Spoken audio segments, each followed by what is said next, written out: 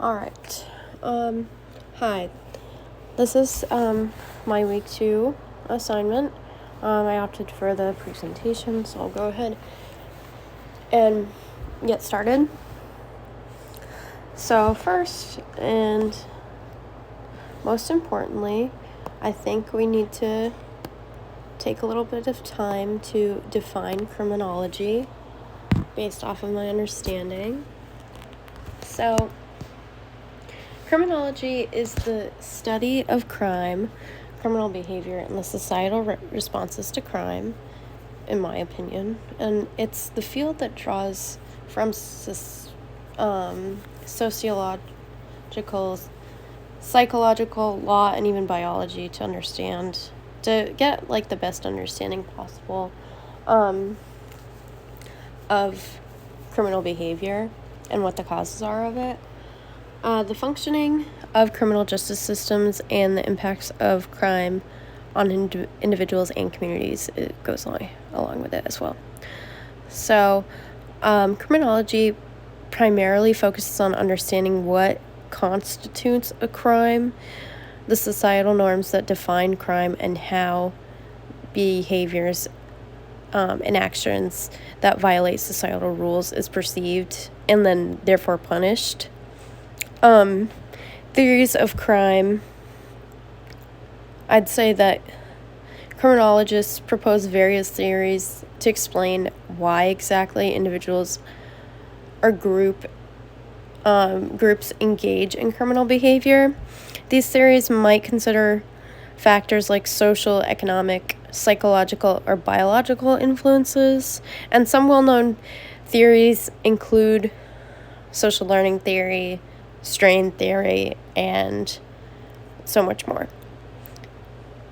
So with criminology tying close to the legal system, it includes law enforcement, courts, and correctional institutions, and it helps us understand how laws are created, enforced, and interpreted is essential to criminology. Criminology also studies how criminal behavior is addressed by the justice system. This includes kind of the defense, court, prosecution outlook, and the corrections and rehabilitations that the criminal might face. And it also looks at how criminal behavior is addressed by how it affects society, from victimization to the social costs of crime. It includes economic burdens and social breakdowns. So this kind of includes looking at disparities in crime rates among different social groups such as race, class, gender, and etc. So criminology provides insight that help shape criminal justice policies, and it kind of helps us understand the cause of crime and its effects can lead to more effective prevention, intervention, and rehabilitation strategies. The research helps improve law enforcement tactics by identifying patterns and risk factors associated with crime, which can lead to more efficient crime prevention. And by understanding the underlying causes of criminal behavior, criminology contributes to rehabilitation programs that aims to reintegrate offenders back into society successfully. But it also plays a role in promoting fairness within the justice system, most specifically by studying racial and socioeconomic disparities in crime and punishment. Criminologists can push for reforms that ensure justice is applied equally. And the field helps us develop preventative measures by identifying risk factors and suggesting interventions which can reduce crime rates and improve public safety. So this quote that I found by Robert Agnew, I'm not sure how to say that name, but the response to the pressures for and attractions to crime is not simply a function of controls. It is also a function of the individual's resistance and susceptibility, to the events and conditions described by strain and social learning theories. So overall, criminology helps society better understand crime, control its occurrence, and minimize its negative impacts, while it also aims to a better and fairer and more rehabilitative criminal justice system. So when I'm looking into the theory I chose the psychological school theory. I have not heard of it before, so this was interesting to take a look at. I found that this one focuses on understanding criminal behavior by examining the psychological factors and mental processes that influence individuals to commit crimes. It emphasizes the personal traits, mental health issues, and behavioral patterns that can contribute to criminal actions. So the theory kind of suggests that criminals may have specific psychological characteristics such as personality disorders, emotional instability, cognitive distortions, which may make them more likely to engage in criminal behavior. Criminal behavior may stem from personality traits or developmental issues during childhood, so trauma, neglect, abuse. So it takes a good look into their upbringing and how that had an impact on the criminal. Mental illnesses or disorders such as antisocial personality disorder or someone who might be a psychopath are often linked to criminal behavior, as these conditions can affect an individual's ability to understand right from wrong and to form meaningful social connections. So, criminal behavior may be learned through interactions with others, where reinforcement, either positive or negative, can strengthen criminal actions. And this is kind of influenced by the work of B.F. Skinner and others who emphasize how environmental factors shape behavior. Overall, I think that the psychological school gives us the understanding that the individual's mind and emotional responses can help explain why people actually commit crimes, and this perspective has influenced practices like rehabilitation and therapy for offenders. So this is looking into the history behind the psychological school of criminology evolved over time, which is influenced by various psychological theories and advancements in understanding human behavior. So starting off, we have the early foundations. The psychological school's roots can be traced to early psychological theories in the late 19th and early 20th centuries, particularly the person we all know, Sigmund Freud, and other early psychologists. Freud's theories of the unconscious mind and childhood development influenced early criminological thought, and it kind of suggests that unresolved psychological conflicts could lead to criminal behavior. So then next, we have the rise of behaviorism within the early to mid 20th century. So like I said, this kind of stems through Skinner, who introduced a focus on how behaviors are learned and reinforced. And it began to emphasize that criminal behavior is learned through interactions with others rather than being an inherent trait. This period also saw the application of conditioning theories to explain why certain individuals engage in crime versus them growing up with it and being rooted in it, like Sigmund Freud's theory. So after World War II, the psychological theories expanded a lot more into clinical and therapeutic approaches. I'm guessing probably because of PTSD being such a big issue after that.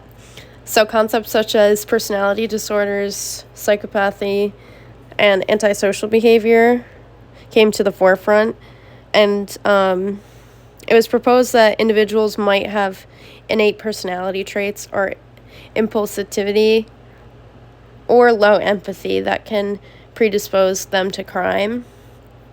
So then going from the late 20th century to the present time and more recent decades, psychological criminology has become more interdisciplinary, incorporating more research from neuroscience, cognitive psychology, and social psychology.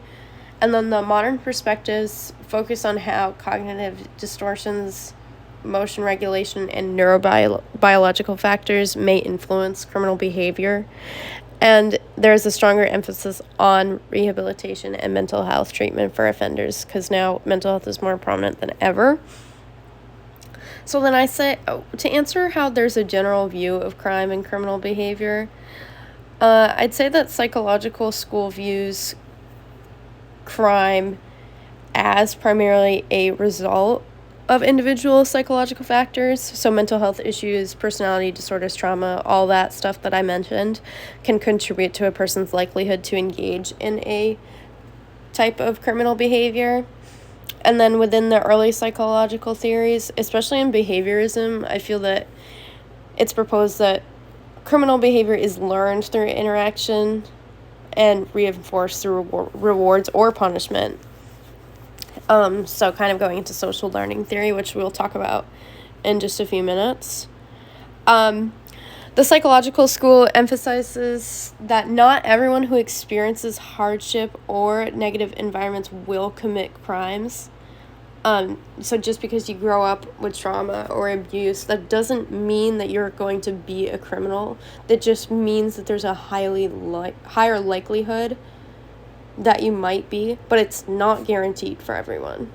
Many people grow up wealthy and become criminals, so kind of the opposite.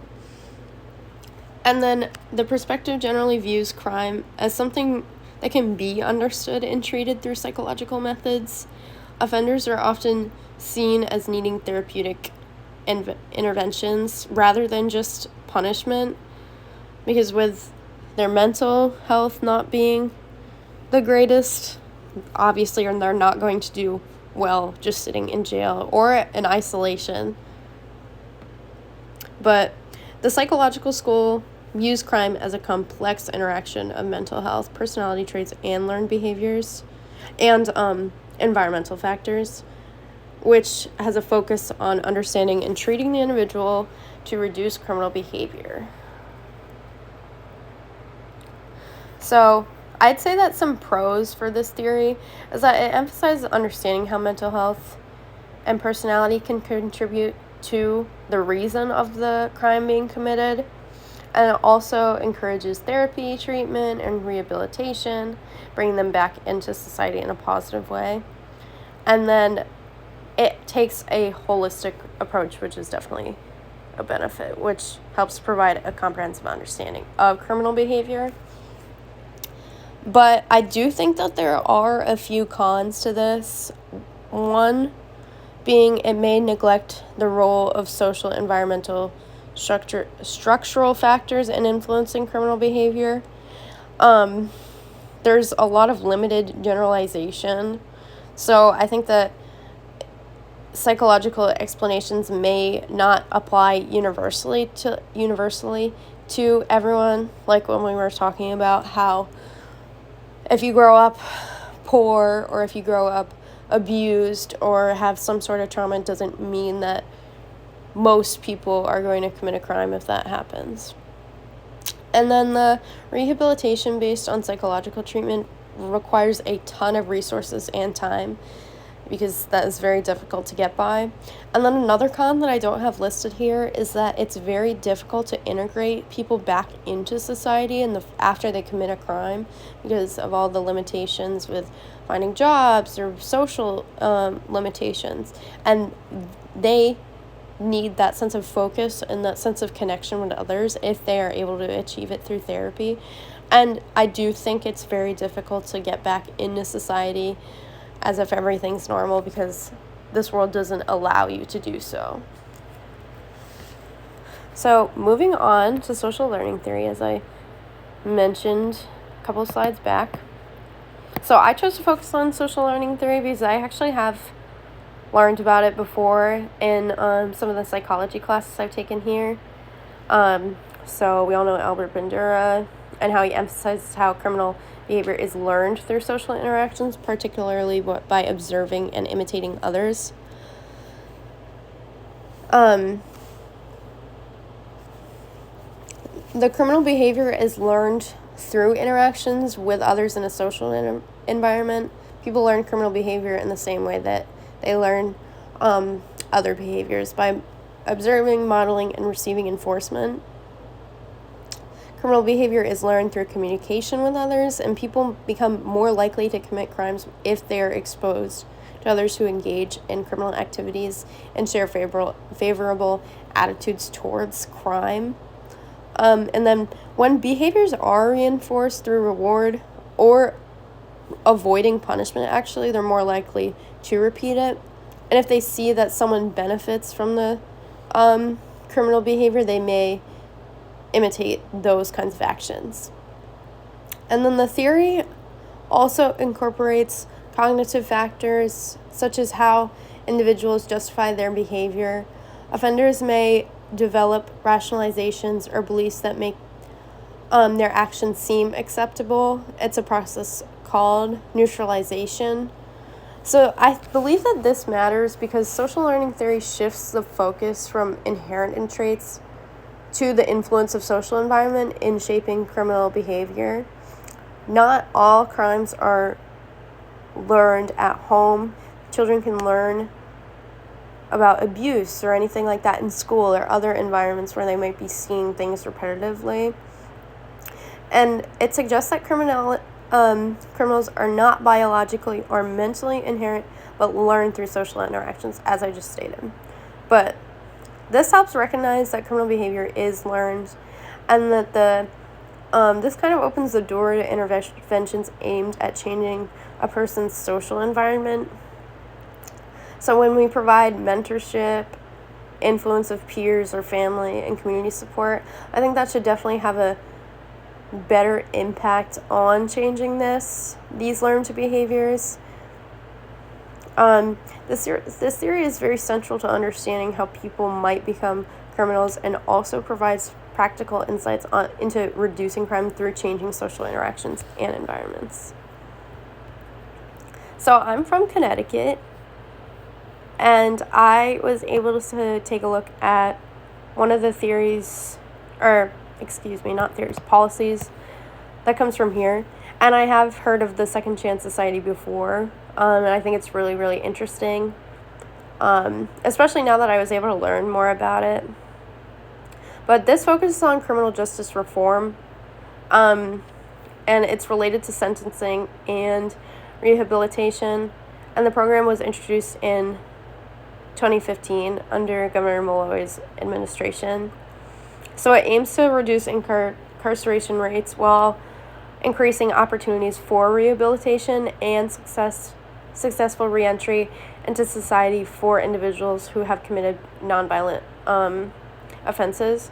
There are a couple restaurants, one in Hartford and one in West Hartford, that I have been to, and the entire staffing there were previous criminals. And I don't know what it is about it, but I've had the best food there. But they hire only criminals to help them integrate back into society. And one of the places is a nonprofit. They charge about 15% extra on each tab to make sure that they have extra money to pay them, because they don't want to pay them less than they're supposed to. They pay them a living wage, and I just think that's really awesome what they do. But anyway, I digress. This program helps to reduce use of incarceration for nonviolent offenders by promoting alternatives to prison, and it helps focus on ensuring that individuals are given the chance to rebuild their lives rather than being sentenced to lengthy prison terms where they may not be benefiting from that. So one of the program's core features is the expungement of the certain criminal records, allowing individuals who have served their sentences and demonstrated good behavior to have criminal records sealed. This helps prevent former offenders from facing lifelong barriers to employment, housing, and education, which is awesome. The Second Chance Society also focuses on improving rehabilitation services, and it helps offer education, job training, and mental health to promote an individual's reintegration back into society. And then the program also incorporates elements of restorative justice, emphasizing repair and accountability rather than punishment. This approach involves encouraging offenders to understand the impact of their crimes on victims and communities, fostering accountability, and working towards reintegration, which I think is great because sometimes in prison they can just go there and be surrounded by other senses of violence, and with that definitely is not helping them learn anything else. So the policy aligns with the broader trend in criminal justice reform across the United States, which seeks to address over-incarceration and shift the focus toward rehabilitation and second chances for individuals involved in the criminal justice system. Again, I wanted to look at the pros and cons. I could only come up with like one each. I did mention a lot of pros, so this is just a repeated thing, but focus on rehabilitation, education, and job training, which can lead to long-term positive outcomes for the individuals involved and for public safety. But a con is that while the program has a lot of positive intentions, the success for rehabilitation efforts depends on adequate funding and resources. And if it lacks that, then it really struggles to provide the necessary services for all participants, and it limits its effectiveness in reducing promoting successful reentry into society. So when we look at connecting the dots, social learning theory shows that criminal behavior is learned through interactions with others, especially in environments where crime is normalized or rewarded. The Second Chance Society addresses this by offering programs that help individuals interact with positive role models, receive job training, and gain educational opportunities, which can change their social environment and reduce exposure to negative influences. Next, the social learning theory suggests that behaviors are reinforced by positive or negative consequences, and the Second Chance Society also supports rehabilitation through job training, education, mental health programs, which I just mentioned, and it reinforces pro-social behavior and helps individuals develop skills to succeed in society. These positive reinforcements reduce the likelihood of reoffending as individuals are shown an alternative pathway that doesn't involve crime. So the concept of neutralization, which we briefly mentioned a couple slides back, I believe, in social learning theory, involves offenders justifying their criminal behavior to maintain a positive self-image. The Second Chance Society's expungement and record sealing allow individuals to rebuild their lives and avoid the stigma of a criminal record. The social learning theory also emphasizes the importance of social environment in shaping criminal behavior, and the Second Chance Society shifts individuals from negative environments to more supportive and positive ones, and by reducing incarceration and offering rehabilitation, it changes the environments in which individuals learn and behave, and it promotes social outcomes.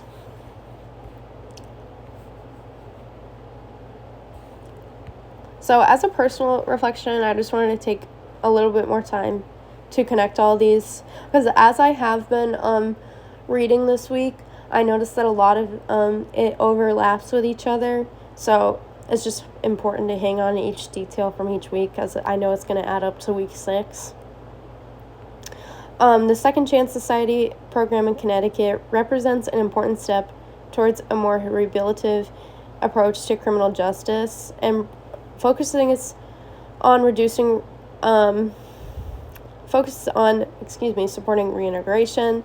And the program aligns with social learning theory, which highlights the role of social interactions and environments in shaping behavior, offering individuals a real opportunity to change.